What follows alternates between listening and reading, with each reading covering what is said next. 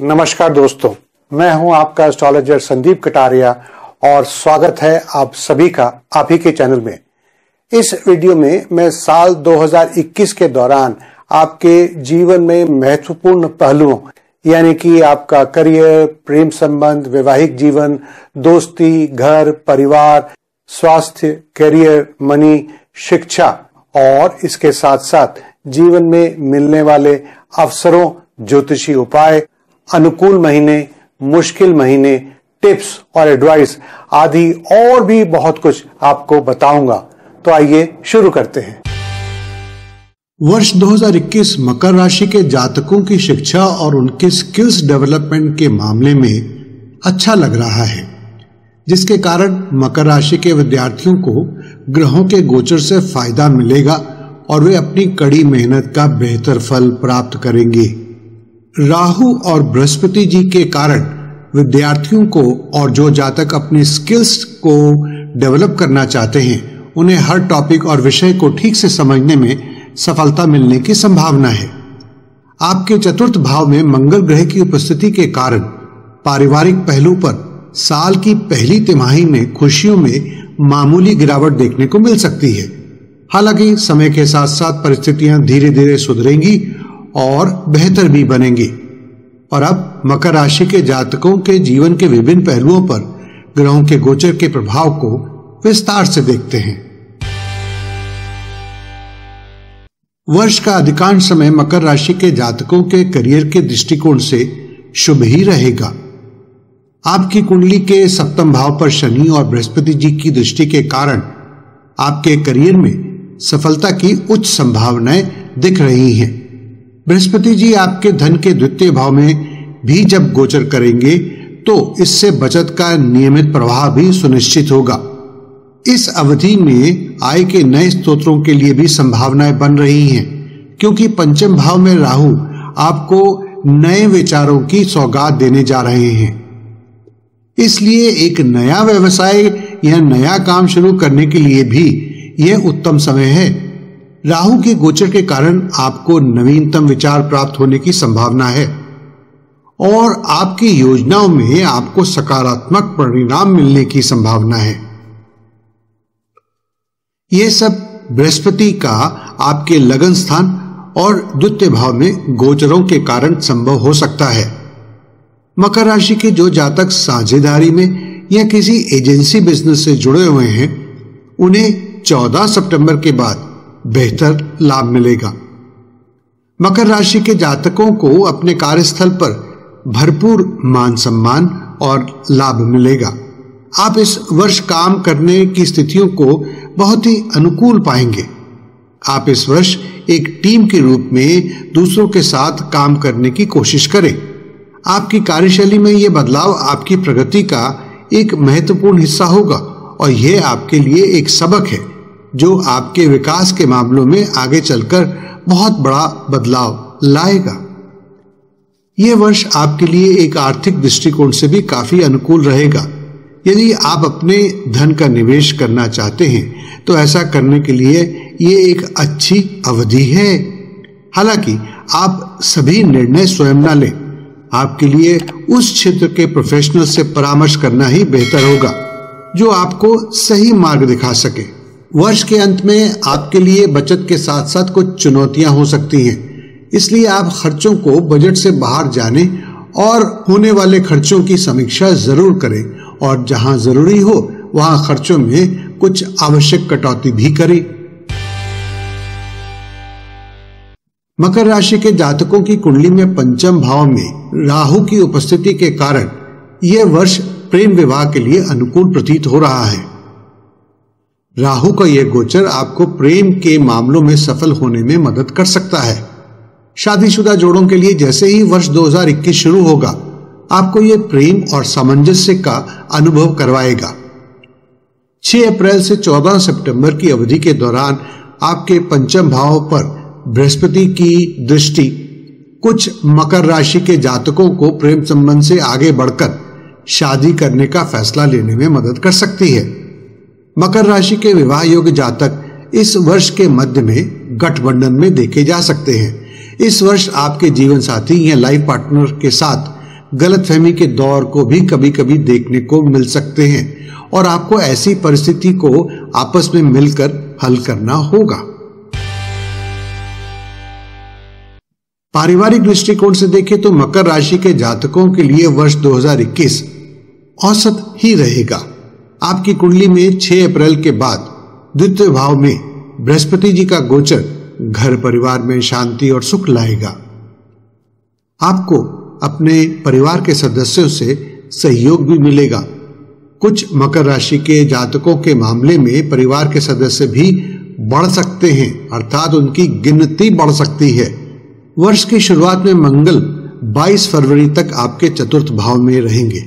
इस दौरान इस बात की संभावना है कि आपकी माताजी को कोई कष्ट हो, इसलिए आप उनके स्वास्थ्य का ध्यान जरूर रखें और किसी भी प्रकार की समस्या से बचाव के लिए तैयार रहें। हालांकि यह अवधि कुछ विवादास्पद भी लग रही है, फिर भी आपके लिए भूमि या संपत्ति खरीदने के बेहतर अवसर भी रहेंगे। आपकी कुंडली के पंचम भाव में राहु आपके बच्चों के स्वास्थ्य पर प्रतिकूल प्रभाव डाल सकते हैं या फिर उन्हें उनकी शिक्षा से दूर कर सकते हैं। आपके द्वितीय भाव में बृहस्पति के गोचर के कारण 6 अप्रैल के बाद का समय आपके बच्चों के लिए अनुकूल होगा। बच्चों को अपनी पढ़ाई में बेहतर परिणाम और सफलता देखने को मिलेगी। दोस्तों, आगे बढ़ने से पहले मैं आपको बताना चाहूंगा कि किसी भी व्यक्ति के जीवन पर उसकी कुंडली में ग्रहों की स्थिति और ग्रहों का बल और ग्रहों का गोचर उसके जीवन पर गहरा प्रभाव डालते हैं। इसलिए ग्रहों की स्थिति और ग्रहों के गोचर का अध्ययन करके हम उस व्यक्ति के पास्ट, प्रेजेंट, फ्यूचर यानी कि भूतकाल, वर्तमान और भविष्य के बारे में बहुत सा अंदाजा लगा सकते हैं, बहुत सारी बातें जान सकते हैं, समझ सकते हैं। तो अगर आप भी अपनी कुंडली का विश्लेषण करवाना चाहते हैं यानी कि इंडिविजुअल कंसल्टेशन लेना चाहते हैं तो आपका स्वागत है। तो आप हमारे साथ अपॉइंटमेंट बुक करके अपनी कुंडली का सटीक अध्ययन और सटीक विश्लेषण पा सकते हैं। और आइए अब बाकी के राशिफल के बारे में बात करते हैं। इस साल मकर राशि के जातकों के लिए नए दोस्त बनाना आसान नहीं हो सकता है। ऐसा इसलिए क्योंकि आपका स्टैंडर्ड बहुत उच्च है और आप चूजी और सेंसिटिव यानी कि थोड़ी बहुत नुक्ताचीनी करते हैं। आपको किसी को अपने दोस्त के रूप में स्वीकार करने से पहले उसे पहले आजमाने की इच्छा होगी। इस वर्ष 28 जनवरी से 21 फरवरी तक शुक्र मकर राशि में रहेंगे, जिससे आपको नए दोस्त बनाने में आसानी होगी। इसी तरह से 2 अक्टूबर से 30 अक्टूबर की अवधि के दौरान आप अपने सर्कल में अधिक दोस्तों का स्वागत करेंगे। यह वर्ष आपके विचारों में बहुत अधिक सकारात्मकता लाएगा, जिससे आपको दूसरों के साथ अपने संबंधों की गुणवत्ता यानी कि क्वालिटी में सुधार करने में मदद मिलेगी। आपकी यह सकारात्मकता स्वाभाविक रूप से आपके लिए सभी पहलुओं में और सभी को अधिक सुखद बनाती है। इस साल आपके लिए बहुत सारे मौज मस्ती के अवसर होंगे।